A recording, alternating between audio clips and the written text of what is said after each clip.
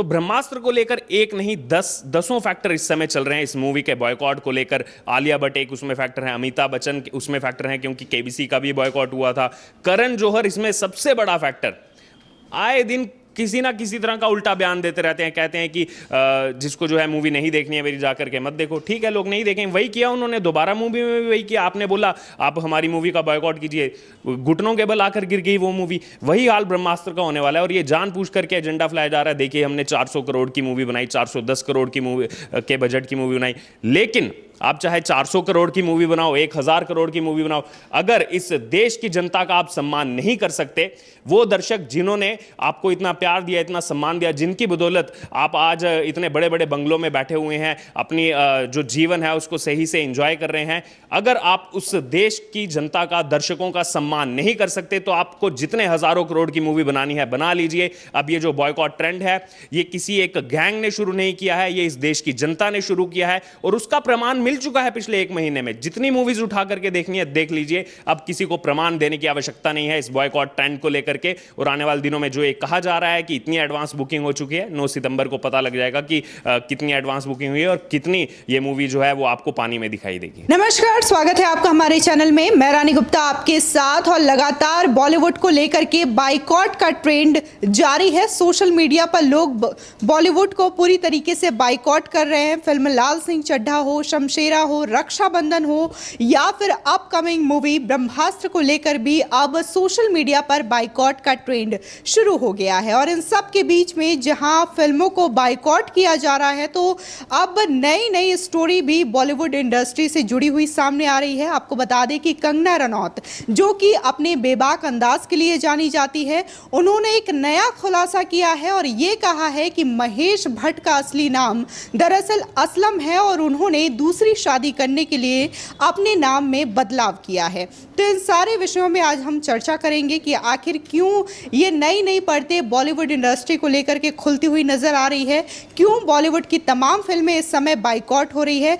इस सब पर चर्चा करने के लिए हमारे साथ मौजूद है अर्जुन जी। आप बताइए कि जो कंगना ने आज खुलासा किया है कि महेश भट्ट का असली नाम असलम है, क्या कहेंगे इस पे?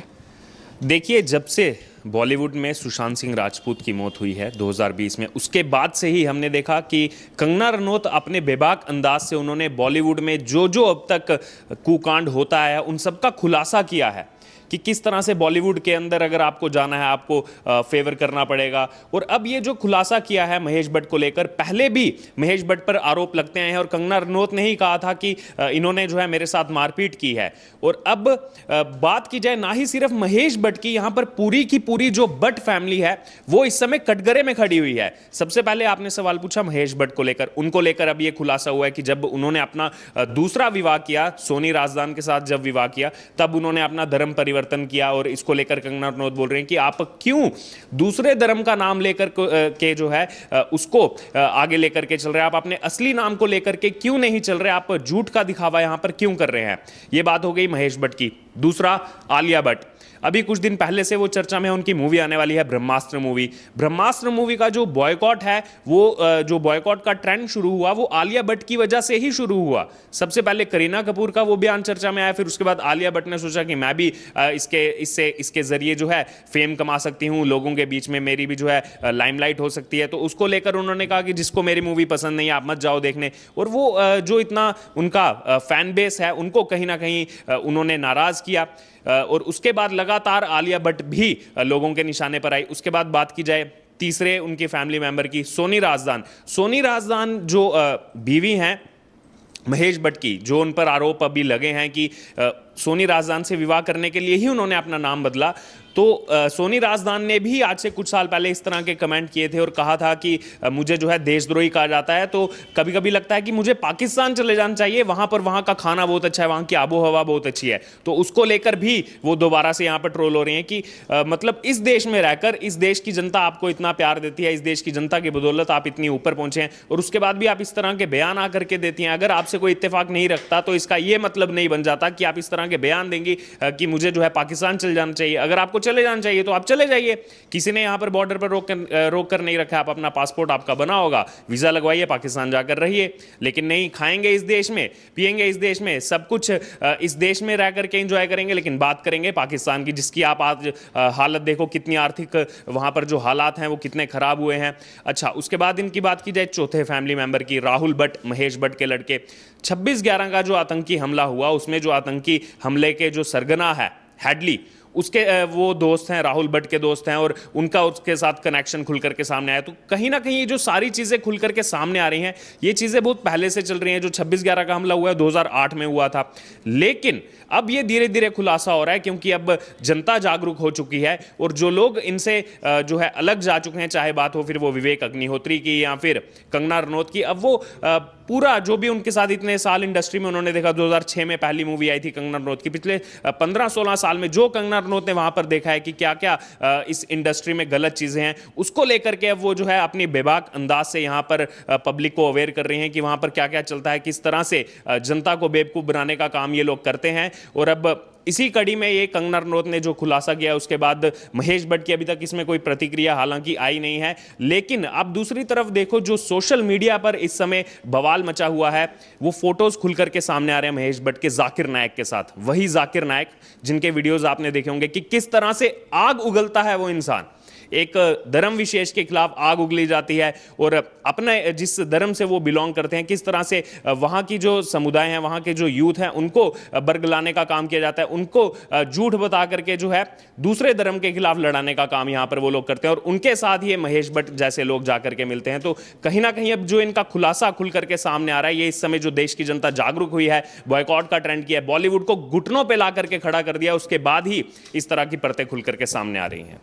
अच्छा, इस बीच सोशल मीडिया पे एक और चीज़ देखने को मिल रही है कि मूवी ब्रह्मास्त्र 9 सितंबर को रिलीज होने वाली है, लेकिन इससे पहले ही एक एजेंडा चलाया जा रहा है और ये कहा जा रहा है कि ये मूवी ब्लॉकबस्टर साबित होने वाली है, क्योंकि 50,000 से भी ज़्यादा टिकटें प्री बुकिंग की गई है। देखिए, इस तरह की बातें आज से 1 महीने पहले को भी सुनने को मिली थी, जब लाल सिंह चड्ढा मूवी आ रही थी और इस तरह का बवाल मचाया गया था, सब मीडिया को दिया गया था कि देखिए इतनी एडवांस बुकिंग हो चुकी है, इतनी जनता जा करके इस मूवी को देखने वाली है कि छप्पड़ फाड़ इसकी कमाई होने वाली है। लेकिन एक्चुअल में क्या उसके जो रिजल्ट था वो क्या निकला, हमने खुद जा करके जब थिएटर्स में विजिट किया, जिस दिन मूवी रिलीज हुई है उस दिन हम अलग अलग थिएटर्स में जाकर के हमने देखा, लोग ही नहीं पहुंचे हैं, गिने चुने, मतलब 100 में से 5 लोग पहुंच रहे हैं मूवी देखने, 10 लोग पहुंच रहे हैं मूवी देखने। और उसके बाद किस बुरी तरह से पिटी है इस इंडिया के अंदर, अगर बात किया जाए तो इस मूवी की बुरी हालत हुई लाल सिंह चड्ढा की, और वही हाल होने वाला है ब्रह्मास्त्र मूवी का, क्योंकि धीरे धीरे करके सब खुलासा सामने आ रहा है। आपने पहले इस मूवी का नाम ड्रैगन रखा, उसमें जो रणबीर कपूर जो मेन लीड एक्टर हैं वो इसमें जो रोल प्ले कर रहे हैं, पहले उनका नाम रूमी था, फिर उनका नाम शिव कर दिया गया। तो यहां पर एक चीज समझ नहीं आ रही, जो बोला जा रहा है कि 9 साल से ये मूवी बनाई जा रही है, अगर 9 साल से ये मूवी बन रही है तो आपने ड्रैगन के कंसेप्ट से इस मूवी को बनाना स्टार्ट किया था, उसके बाद ऐसा क्या हृदय परिवर्तन हो गया आपका कि 2019 में आपने इसका नाम बदल करके जो है ब्रह्मास्त्र कर दिया? क्या आपको यह पता लगने लगा कि जनता की नब्ज आजकल क्या चाहती है, जनता को आजकल कौन सा कंटेंट ज्यादा पसंद आ रहा है? लेकिन जो मूवी आप पहले से बना रहे हो, सिर्फ मूवी का नाम बदल देने से कुछ नहीं होता, मूवी के अंदर की जो कहानी है, जिस कंसेप्ट को लेकर के आप चले थे, जिस सोच के साथ आप चले थे, वो सोच तो आपकी मूवी में दिखेगी ही दिखेगी। जिस रूमी का किरदार जो 13वीं सदी के एक सूफी यहां पर अरबी कवि थे, उसका जो किरदार निभाने वाले थे, वो कैसे जो है जाकर के शिव बन जाते हैं, ये समझ से परे है। और वहीं अगर बात किया जाए, जब ट्रेलर इसका आया, उसको उस समय भी कई कितना ज्यादा बवाल मचा था कि शूज पहन करके जो है ये घंटी बजा रहे हैं वहां पर। तो ब्रह्मास्त्र को लेकर एक नहीं 10 फैक्टर इस समय चल रहे हैं इस मूवी के बॉयकॉट को लेकर। आलिया भट्ट एक उसमें फैक्टर है, अमिताभ बच्चन उसमें फैक्टर है, क्योंकि केबीसी का भी बॉयकॉट हुआ था, करण जौहर इसमें सबसे बड़ा फैक्टर। आए दिन किसी ना किसी तरह का उल्टा बयान देते रहते हैं, कहते हैं कि जिसको जो है मूवी नहीं देखनी है मेरी जाकर के मत देखो। ठीक है, लोग नहीं देखें, वही किया उन्होंने, दोबारा मूवी में भी वही किया। आपने बोला आप हमारी मूवी का बॉयकॉट कीजिए, घुटनों के बल आकर गिर गई वो मूवी। वही हाल ब्रह्मास्त्र का होने वाला है, और ये जानबूझ करके एजेंडा फैलाया जा रहा है। देखिए, हमने 400 करोड़ की मूवी बनाई, 410 करोड़ की मूवी के बजट की मूवी बनाई, लेकिन आप चाहे 400 करोड़ की मूवी बनाओ, 1000 करोड़ की मूवी बनाओ, अगर इस देश की जनता का आप सम्मान नहीं कर सकते, वो दर्शक जिन्होंने आपको इतना प्यार दिया, इतना सम्मान दिया, जिनकी बदौलत आप आज इतने बड़े बड़े बंगलों में बैठे हुए हैं, अपनी जो जीवन है उसको सही से एंजॉय कर रहे हैं, अगर आप उस देश की जनता का, दर्शकों का सम्मान नहीं कर सकते, तो आपको जितने हजारों करोड़ की मूवी बनानी है बना लीजिए। अब ये जो बॉयकॉट ट्रेंड है, ये किसी एक गैंग ने शुरू नहीं किया है, ये इस देश की जनता ने शुरू किया है और उसका प्रमाण मिल चुका है पिछले 1 महीने में। जितनी मूवीज उठा करके देखनी है देख लीजिए, अब किसी को प्रमाण देने की आवश्यकता नहीं है इस बॉयकॉट ट्रेंड को लेकर के। और आने वाले दिनों में जो ये कहा जा रहा है कि इतनी एडवांस बुकिंग हो चुकी है, 9 सितंबर को पता लग जाएगा कि कितनी एडवांस बुकिंग हुई है और कितनी ये मूवी जो है वो आपको पानी में दिखाई देगी। अच्छा, फिल्म लाल सिंह चड्ढा को लेकर के जहां ये कहा जा रहा था, तमाम डायरेक्टर्स ने भी अपनी राय रखी है, इसी में से प्रकाश झा और विवेक अग्निहोत्री ने भी बातें कही, जहां प्रकाश झा ने ये बोला कि आमिर खान के पास अगर कोई स्टोरी नहीं है तो उन्हें फिल्में बनानी बंद कर देनी चाहिए। तो वहीं विवेक अग्निहोत्री ने सीधे तौर पर उन्हें फ्रॉड करार दिया है। देखिए, जो ये खुलासा हुआ है हाल ही में, विवेक अग्निहोत्री हो या फिर प्रकाश झा हो, इनको मैं कहना चाहूँगा बेहद सटीक और एकदम करेक्ट इन्होंने स्टेटमेंट दिया। सबसे पहले जैसे प्रकाश झा का बोला गया, उन्होंने कहा कि कहानी में अगर दम ही नहीं है तो क्यों बना रहे हैं, और खास तौर पर इस रीमेक को लेकर के कहा गया कि जब आप अच्छी स्क्रिप्ट नहीं बना सकते तो फिर आप मूवी मत बनाइए। इतने इतने बजट की आप मूवी बना रहे हैं, आमिर खान जाकर के 100 150 करोड़ रुपया फीस ले रहे हैं, लेकिन उनका फैन बेस देखिए, फैन बेस बिल्कुल उनका जीरो हो चुका है, फैन उनके लॉयल ही नहीं है। विवेक अग्निहोत्री ने उन पर जो है तंज कसा है कि लॉयल ही नहीं है आपके फैन, इसीलिए तो मूवी आपकी पिटी। और वहीं जो प्रकाश झा ने कहा, वो मैं बिल्कुल सहमत हूं उनकी बात से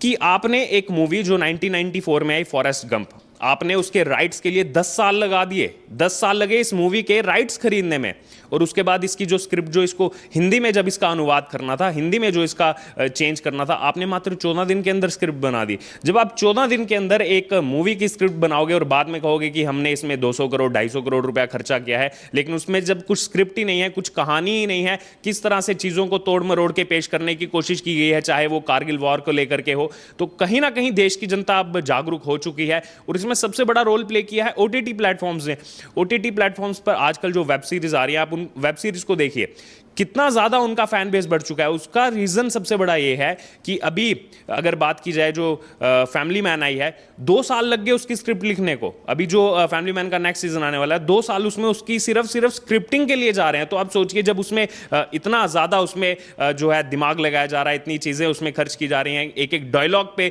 इतना ज्यादा समय दिया जा रहा है, मतलब वो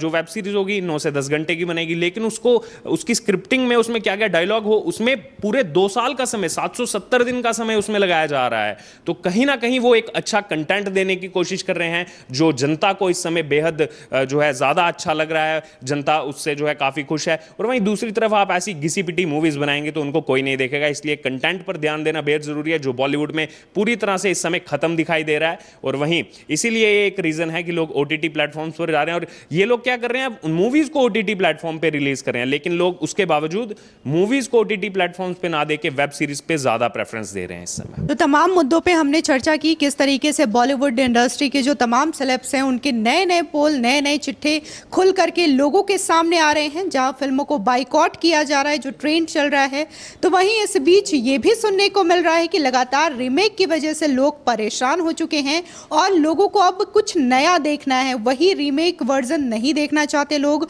और इस वजह से लगातार बॉलीवुड को पूरी तरीके से बाइकॉट किया जा रहा है। फिल्में की बात नहीं है, बॉलीवुड में तो गाने तक रीमेक किए जाते हैं।